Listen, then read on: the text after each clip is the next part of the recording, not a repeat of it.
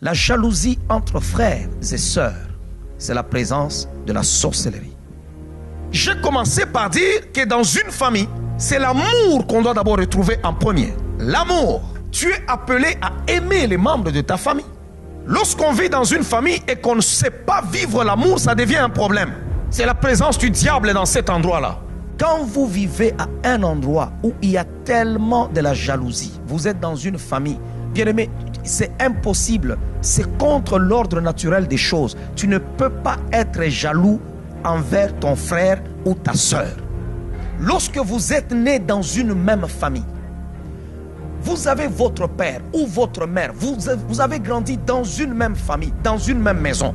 C'est contre nature lorsque ton frère a une belle voiture, lorsqu'il a une maison, lorsqu'il a un bon compte, lorsqu'il a un bon mariage, lorsqu'il épouse une belle femme ou il épouse, je ne sais pas, un homme qui a des moyens, lorsqu'il a étudié plus que toi, lorsqu'il a un travail plus que toi. C'est contre nature que toi, son frère ou sa sœur de sang, tu puisses en être jaloux. C'est de la sorcellerie. Là où vous êtes en train de me suivre, si vous êtes jeune, vous pouvez être dans une même famille, vous trouvez que non, vous êtes enfant, chaque personne aura sa destinée. Nous ne sommes pas supposés vivre la même chose parce que nous sommes nés dans une même famille. L'autre peut être médecin, l'autre peut être musicien, l'autre peut être avocat, l'autre peut être pasteur, l'autre peut être je ne sais pas quoi. Et chacun doit être dans la joie pour ce qu'il réalise dans la vie. Ne porte pas envie sur l'autre. Le premier meurtre a été commis dans l'histoire de l'humanité, pas par un voisin, pas par un ami, mais c'est pas dans la famille. Pourquoi? Parce que l'autre a vu que son frère prospérait et que lui, ses affaires ne prospéraient pas. Alors il a porté envie sur son frère. Je suis en train de dire, toute jalousie de famille ne te détruira pas. Si tu as été victime de la jalousie des familles, je suis en train de te dire maintenant qu'ils ne feront pas de plus grands progrès.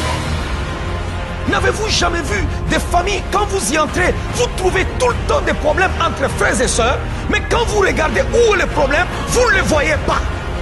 Chacun a sa maison. Tu manges chez toi, l'autre mange chez lui. Tu as ton mari, l'autre a sa femme. Mais vous vous battez, pourquoi? Parce que personne ne paye l'autre. C'est la sorcellerie. Vous allez voir des gens, ils ont commencé depuis qu'ils sont là. Ils se marient, ça continue. Ils deviennent même des grands-mères, mais ça continue. Ils ne font que se battre. Vous vous battez pourquoi?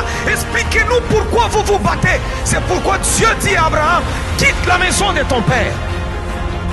Ces disputes-là te semblent banales, mais laisse-moi te dire, c'est en train de tuer ta destinée. Derrière chaque esprit, il y a un mandat. Ne soyez jamais de ceux-là qui disent non, non, bon, arrête seulement, c'est ton frère, c'est ta soeur. Non, il y a des actions, il y a des actes que nous ne pouvons pas tolérer chez des gens qui sont supposés être les gens qui doivent nous aimer.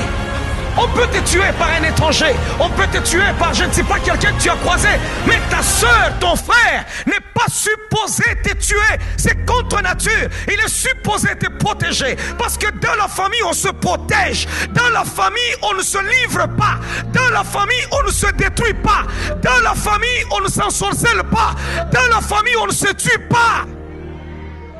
Ne fais pas semblant sur l'histoire de ta famille pendant que je suis en train de parler. Un homme sage m'a dit une fois, la famille, ça se mérite. Ça n'a rien à voir avec le sang. La famille, ça veille sur toi. Ça cherche pas à t'utiliser.